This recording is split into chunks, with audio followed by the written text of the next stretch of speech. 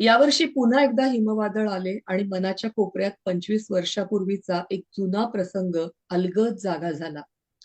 तो चेहरा आता आठवणीत धुसर झाला असला तरी त्या घटनेने मनावर कोरलेले संस्कार आजही तितकेच जिवंत आहेत. आणि दरवेळी अशा हिमवादळात ते अधिक ठळकपणे समोर येतात. त्यावेळी आम्हाला अमेरिकेत येऊन अवघे 3 महिनेच झाले होते. नवीन देश, नवीन माणसे, नवीन भाषा, नवे नियम आणि सगळ्यात महत्वाचे म्हणजे या अनोळखी भूमीत कशा प्रकारची संकट असू शकतात याचीही नीट कल्पना नव्हती. अशाच काळात आमच्यावर एक संकट ओढावलं. घरापासून सुमारे 100 मैल दूर असलेल्या फिलाडेल्फिया एअरपोर्टवरती आज आई पोहोचणार होती. तिला आणायला जायचे होते. पण नेमका आदल्या दिवशी सकाळपासून बर्फ पडायला सुरुवात झाली आणि पाहता पाहता चहूकडे 4-5 फूट बर्फ साचला. अगदी निघताना बर्फ थांबला, त्यामुळे आम्ही निघालो. मनात हलकीशी भीती आणि ओठांवरती भगवंताचं नाव घेत मी आणि रणजित निघालो. रस्ता समजण्यासाठी त्यावेळी डायरेक्शन्सचे प्रिंटआउट आणि रस्त्याचे नकाशे दाखवणारे पुस्तक एवढीच साधनं होती. कारण तेव्हा स्मार्टफोन नव्हते, ब्लॅकबेरी वगैरे फार कमी जणांकडे असायचा. वायफायचा शोध लागलेला नव्हता, त्यामुळे जीपीएस देखील फार प्रचलित नव्हते. त्यामुळे दिशा दाखवण्यासाठी नकाशे आणि त्या प्रिंटआउट्स. सुरुवातीचे काही मैल व्यवस्थित पार पडले. हायवे साफ होते, त्यामुळे मनाला थोडासा दिलासा मिळाला.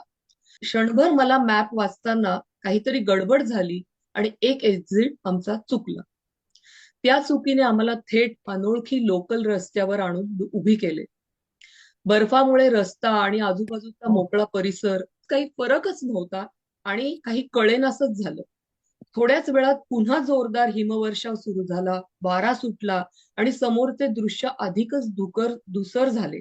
एकही खूण नव्हती, गाडी नव्हती. काय करावं, कुठे जावं काहीच कळत नव्हतं. आपण रस्त्यावरून जातोय का नाही हे सुद्धा कळायला मार्ग नव्हता. सुरुवातीला आम्ही एकमेकांना धीर देत होतो, पण आतून भीती खोलवर शिरत चालली होती.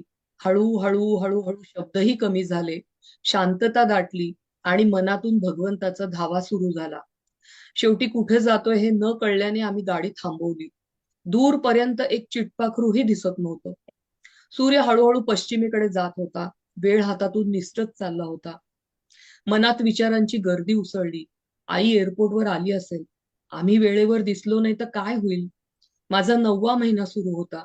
अशा अवस्थेत हे धाडस केल्याने घरचे सगळे रागवतील का? पण त्याआधी इथून बाहेर कसे पडणार? शेवटी सगळे विचारही थांबले. ते अंतःकरण फक्त एकाच दिशेला वळले, भगवंताकडे. कृष्णा, नेहमीसारखा ये आजही, मनातल्या मनात अखंड हाक सुरू होती.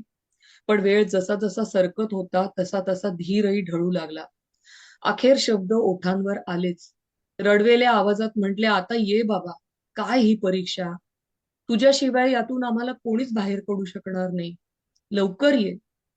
माझा रडवेला आवाज ऐकून रणजितही अधिक कावराभावरा झाला. आम्ही दोघेही जेमतेम 25-26 वर्षाचे होतो. त्या क्षणी पूर्णपणे हतबल झाल्यासारखे वाटत होते. आणि तेवढ्याच समोरच्या आरशात एक प्रकाश चमकला. मागून येणाऱ्या गाडीच्या हेडलाइट्सचा तो प्रकाश होता. त्या क्षणी तो प्रकाश इतका आनंद देणारा वाटला की आमची नुकतीच सुरू केलेली हळुवार जाणारी गाडी आम्ही पटकन थांबवली आणि हात दाखवून ती जी पिकअप ट्रक होती तिला थांबवलं. गाडी थोडी पुढे जाऊन थांबली. अनोळखी देश, निर्जन रस्ता. अशा वेळी आपल्या गाडीतून उतरायचे म्हणजे धाडसच होते, पण पर्याय नव्हता. रणजित खाली उतरला.